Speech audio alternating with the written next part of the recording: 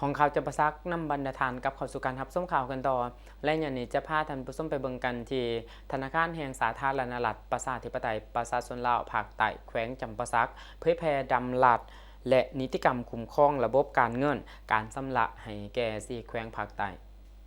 วันที่14กรกฎาคมนี้สาขาธนาคารแห่งสาธารณรัฐประชาธิปไตยประชาชนลาวภาคใต้แขวงจำปาสักได้จัดกองประชุมเผยแพร่ดำรัสว่าด้วยการคุ้มครองธนบัตรดำรัสว่าด้วยการสกัดกั้นและแก้ไขวิกฤตการณ์ของระบบการเงิน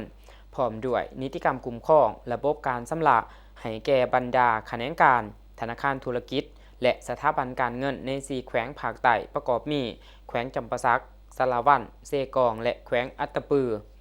เพื่อเสริมสร้างความรับรู้และ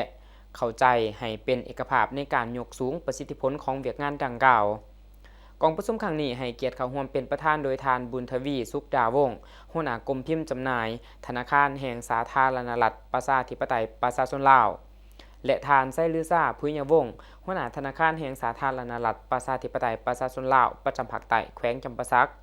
โดยมีสมาชิกสภาประชาชนแขวงต่างหน้าแผนกการที่เกี่ยวของพนักงานของธนาคารผู้ตั้งหน้าจากธนาคารธุรกิจและสถาบันการเงินที่บ่แม่นธนาคารเข้าร่วมในโอกาสกล่าวเปิดกองประชุมประธานได้เน้นหนักถึงความสำคัญของเวียกงานคุ้มครองธนบัตรหรือเงินกีบซึ่งเป็นเวียกงานหลักของธนาคารที่กำเนิดเคียงคู่กับการสร้างตั้งธนาคารแห่งสาธารณรัฐประชาธิปไตยประชาชนลาวมาแต่ปี 1968 ปัจจุบันธนบัตรที่หมุนเวียนในระบบจราจรมีทั้งหมด14ประเภทแต่ใบ1กีบจนหอดใบ100,000กีบทั้งอย่างใดก็ดีอิงตามการขยายตัวของเศรษฐกิจสังคมและอัตราเงินเฟ้อสังคมในปัจจุบันจึงนิยมใส่เฉพาะใบ500กีบขึ้นไปส่วนธนบัตรประเภทใบน้อยแม่นกลายเป็นทีละนึกแต่ยังบ่ทันได้ถูกถอนออกจากระบบจราจรเทื่อเพื่อแก้ไขข้อยุ่งยากทางด้านนิติกรรมที่ผ่านมายังบ่มีระเบียบการขันดำรัสรองรับอย่างเฉพาะเฮ็ดให้การจัดตั้งปฏิบัติและการสกัดกั้นการปลอมแปลงธนบัตรพบความยุ่งยากธนาคารแห่งสาธารณรัฐประชาธิปไตยประชาชนลาวจึงได้ค้นคว้าและสร้างดำรัสด้วยการคุ้มครองธนบัตรขึ้นมาซึ่งเริ่มค้นคว้าแต่ถ่ายปี 2023 และสำเร็จในถ่ายปี 2025 เพื่อเป็นเครื่องมือและบอนอิงทางกฎหมายที่หนักแน่นสำหรับดำรัสว่าด้วยการสกัดกั้นและแก้ไขวิกฤตการณ์ของระบบการเงินเริ่มสร้างแต่ถ่ายปี 2024 และสำเร็จในต้นปี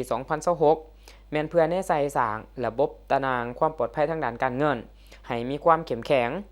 ที่ผ่านมาถึงว่าสาธารณรัฐประชาธิปไตยประชาชนลาวจะมีองค์ประกอบตารางความปลอดภัยครบถ้วนแต่การประสานงานระหว่างภาคส่วนต่างๆเช่นธนาคารกลางองค์การปกป้องเงินฝากกระทรวงการเงินแม้นยังเฮ็ดบทบาทไผลาวและขาดกลไกประสานงานร่วมกันในระดับชาติ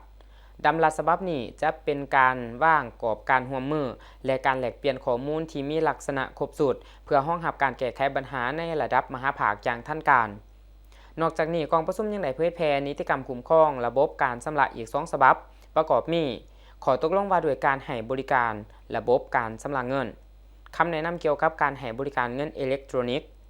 ซึ่งนิติกรรมทั้ง2ฉบับนี้จะเป็นเครื่องมือพื้นฐานในการคุ้มครองติดตามและกวดการะบบการชำระเงินอยู่สาธารณรัฐประชาธิปไตยประชาชนลาวให้มีความรัดกุมและปลอดภัย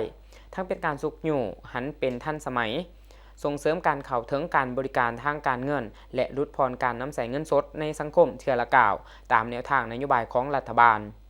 กองประชุมดำเนินไปเป็นเวลา1 วันเต็มซึ่งผู้เข้าร่วมได้มีการสนทนาแลกเปลี่ยนความคิดความเห็นอย่างตรงไปตรงมาและสร้างความเข้าใจอย่างลึกซึ้งเพื่อนำไปจัดตั้งปฏิบัติให้เกิดผลเป็นจริงในแขนงการของตน